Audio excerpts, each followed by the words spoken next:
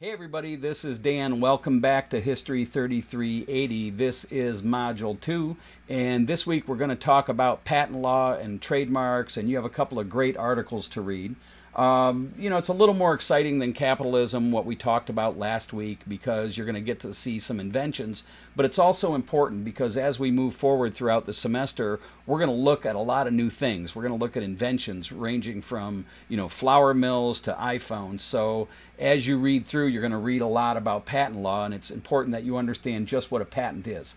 So I'm not going to take up much of your time. I know that a lot of you as students get patents and trademarks mixed up. So I just want to let you know up front that a patent and a trademark are two different things. A patent is for a useful invention or a method, and a trademark is for a brand or a name or a logo, something that identifies something. So there is a difference between those two things, and there's also a difference between patents, trademarks, and copyrights. Copyrights are really for works of art, whether it's something you write, whether it's a song that you write, a song that you sing, a movie you produce, a textbook that you write. Those are copywritten articles, and they're different than trademarks, which are something that identify brands, and different than patents, which are inventions or methods that are registered with the United States Patent and Trademark Office. So what's a patent? It's pretty easy. You file a patent, or you file for a patent with the U.S. government, and in return for filing a patent, the government will grant you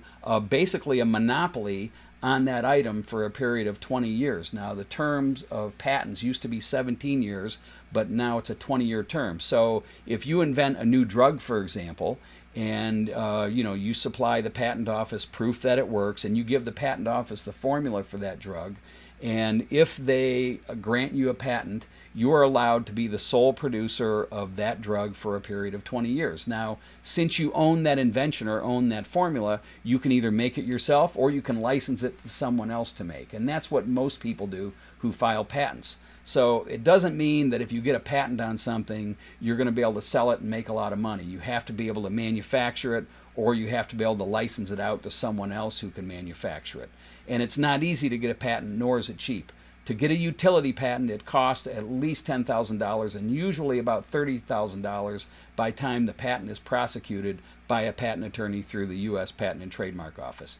Now, into the history part, the idea of patents came from England, and Francis Bacon, English scientist back in the early 1600s, talked about Queen Elizabeth, would grant a patent to anybody who would discover or invent something who would help the people. So the whole idea behind patents came from Great Britain in the 1600s, and the idea was transferred to the United States when our Constitution was ratified in the early 1790s. So patent law is something that came from the old world, but the United States, and especially Alexander Hamilton, liked the idea a lot because it was a good way to motivate people to innovate. It was a motivation to create new technologies. In other words, if you were going to invent something and you knew you'd have a 20-year monopoly on it where no one else could sell it, it gave you the opportunity to make some money. Now, not everybody liked the idea of patent law in the beginning. Thomas Jefferson,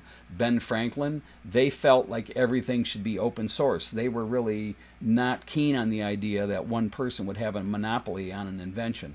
But in the end, Hamilton was really right, because patent law has allowed people to create things, it's motivated people to invent things, and it gives them some assurance that their idea is going to be theirs alone and profitable, at least for the short term. So that's what we're going to read about in an article this week. The first codified or official patent law was in 1790, and the first patent actually ever registered in the U.S. was a method of making potash, which was necessary for the manufacture of soap. So the early patents, potash was one of the first ones for making soap.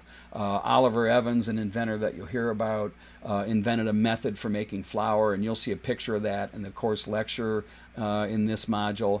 And over the years, patent law has really changed in how patents are granted, how they're examined, the period of time that they're good for. But keep in mind as you go through the semester that people like Thomas Edison and Alexander Graham Bell and Morse and the telegraph and even Eli Whitney and the cotton gin, their inventions, their ideas were subject to patent laws, and in many cases, especially with Eli Whitney and the cotton gin, the lack of proper patent prosecution really cost him a lot of profit, because other people were able to steal his idea because he hadn't registered for a patent in a timely way. So patent law is a little complicated, but I think the article that you're going to read is going to make it a little bit more digestible to you, and it's really important as we get into the semester and we talk about new corporations, whether it's Andrew Carnegie or Steve Jobs and Apple Computer. So that's the deal with patent law.